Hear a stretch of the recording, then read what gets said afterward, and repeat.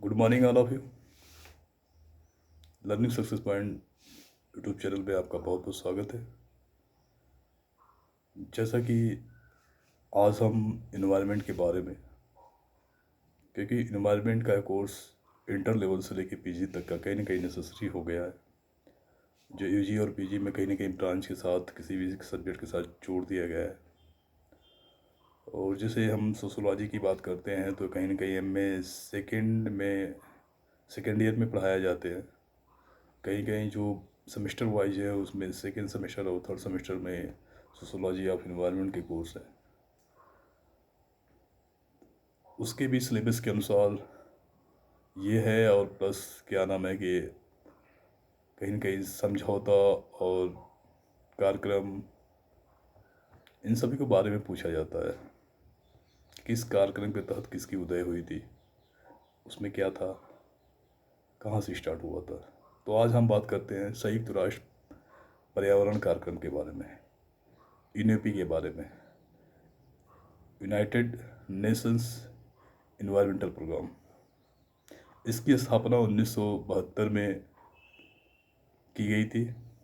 इसका मुख्यालय Nairobi Kenya में है। यह एजेंसी संयुक्त राष्ट्र की महत्वपूर्ण एजेंसी है, जो पर्यावरण की परीक्षण के लिए अंतर सरकारी उपायों के संबंध के लिए उत्तरदायी होता है।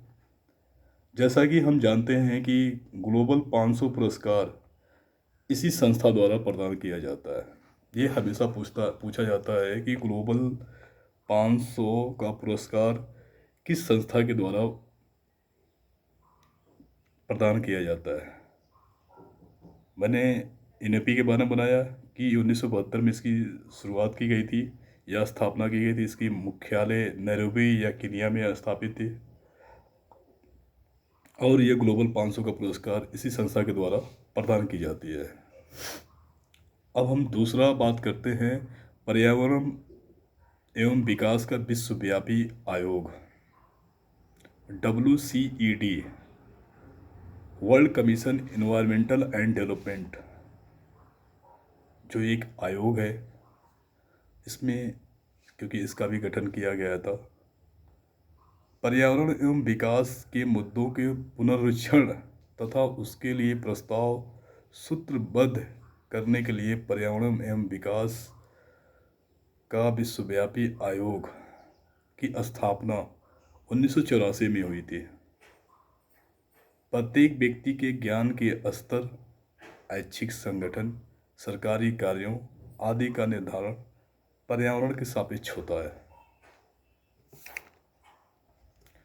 तीसरा जो सबसे बड़ी समझौता और सम्मेलन जो सबमिट हुआ था वो स्टॉकहोम समझौता के नाम से जाना जाता है, जो ऑब्जेक्टिव एग्जाम में पूछा भी जाता है कि कब स्टार्ट हुआ था,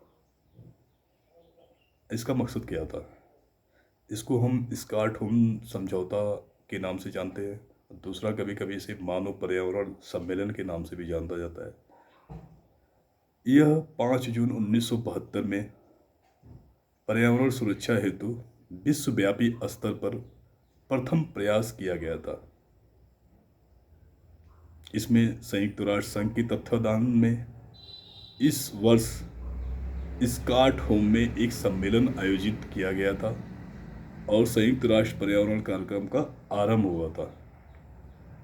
इस सम्मेलन में ही 5 जून को विश्व पर्यावरण दिवस के रूप में हर वर्ष मनाया जाता है। तो इससे एक चीज़ तो क्लियर हो गई कि स्टॉकहोम समझौते के अंतर्गत 5 जून को विश्व पर्यावरण दिवस के रूप में हर वर्ष मनाया जाता है। और एक और भी एग्ज़ाम के रूप में पूछा जाता है साइट्स। कभी हिंदी में साइट्स लिखा होता है और कभी इंग्लिश में CITES लिखा होता है। CITES या साइट्स का फुल फॉर्म होता है conservation on international trade in endangered species 1973। CITES का तात्पर्य 1973 के वाशिंगटन सम्मेलन में इस पर सहमति बनी थी। लेकिन यह 1976 में लागू हुआ। 1973 में प्लेटफॉर्म वाशिंगटन अमेरिका में एक स्थापना हुई थी, लेकिन इसे लागू करने के लिए 1976 में लागू हुआ, यानी 3 साल के बाद इम्प्लीमेशन हुआ था। यह विश्व का सबसे बड़ा वन्य जीव संरक्षण समझौता होता है।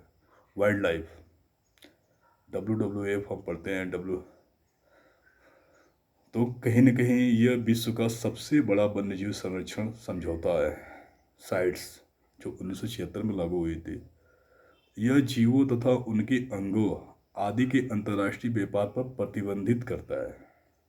साइट्स का मतलब ये होता है, जो साइट्स हमारी जो समझौता हुई थी 1973 में और 1976 में लागू हुई थी, इसमें जो वन्य जीव की तस्करी है, चाहे उसके खाल हो चाहे उसके अंग हो, अंतर्राष्ट्रीय व्यापार पर प्रतिबंध लगाता है। साइट्स विभिन्न राष्ट्रों को भी निर्देश देता है कि वे अपने राष्ट्र में जीव व्यापार पर नियंत्रण रखें।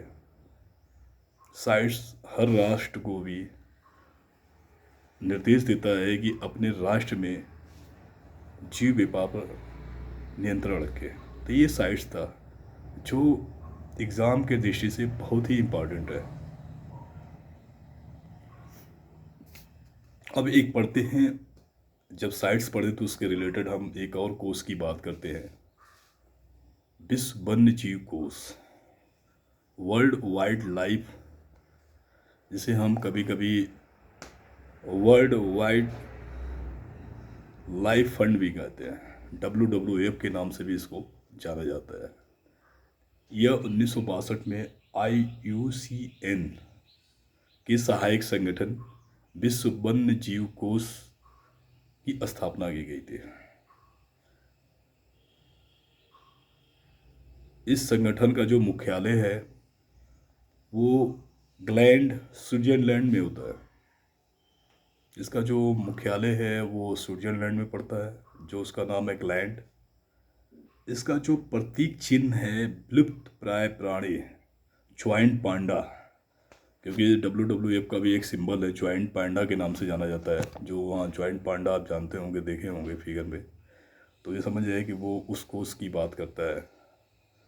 यह संगठन अंतर्राष्ट्रीय स्तर पर वन्य जीवों की देखभाल पर नज़र रखती है तथा उसके रख रखाव संबंधी मानदंडों को भी पूरा करने में विभिन्न देशों तथा एजेंसियों को वित्तीय सहायता उपलब्ध कराती है।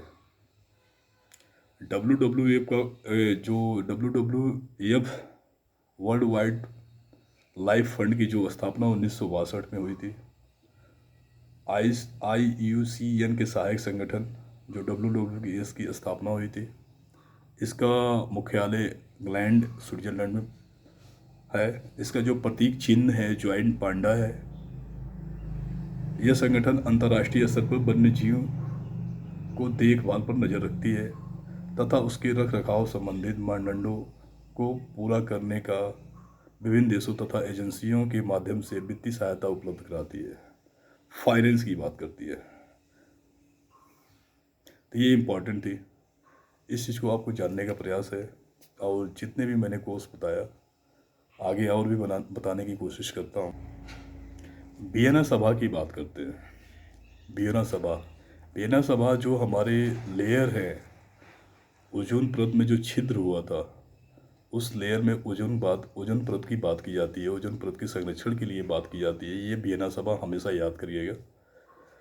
ओजोन परत के संरक्षण हेतु 1985 में वियना एक कंट्री में एक प्लेस का नाम है जो ऑस्ट्रेलिया में पड़ता है, ऑस्ट्रिया में पड़ता है। तो हम फिर से एक बार रिवाइज करते हैं कि ओजोन परत के संरक्षण हेतु 1985 में वियना कन्वेंशन हुई थी, जो ओजोन क्षरण पदार्थों ODS पर संपन्न प्रथम सार्थक प्रयास हुआ था। पुनः दिसंबर 1995 में भी संपन्न वियना सभा में ओजोन रिक्तिक कारक पदार्थों पर एक समझौता हुआ। इस सभा में ओजोन परत के बढ़ते रिक्तीकरण को कम करने के लिए 3 ODS पदार्थों CFC, HCFC, मिथाइल ब्रोमाइड की कटौती पर शर्तें तय की गई थी। ODS, 3 ऐसे जो एलिमेंट्स हैं जो ओजोन परत या ओजोन लेयर को होल में जो है छिद्र हो रहा है, जो उसको कहीं ना कहीं कमज़ोर कर रहा है। तो ओजोन लेयर में जो 3 एलिमेंट्स पाया जाता है, कभी कभी पूछा जाता है कि ओजोन लेयर को वो कौन सी गैस है जो उसको प्रभावित करती है। CFC, HCFC और ब्रोमाइड, ये 3 ऐसे गैसें हैं जो ओजोन लेयर को कमज़ोर कर रही है। और CFC आपको पता है जो हमारे AC है उससे जो गैस निकलती है वो एनवायरनमेंट पे वो भी बहुत नुकसान करता है। कहीं कहीं मीथेन जो होता है, मीथेन गैस है, वो भी कहीं ना कहीं नुकसान करता है। तो 3 एलिमेंट की बात की गई थी, 3 ऐसे गैसों की बात की गई थी। सारे राष्ट्र जो उसमें वियना सभा में जो भाग लिए थे उनमें ये चीज़ें तय की गई थी कि आप लोग अपने अपने देश में इस पे कम करने का प्रयास किया जाए। उससे एक गाइडलाइन तैयार की गई थी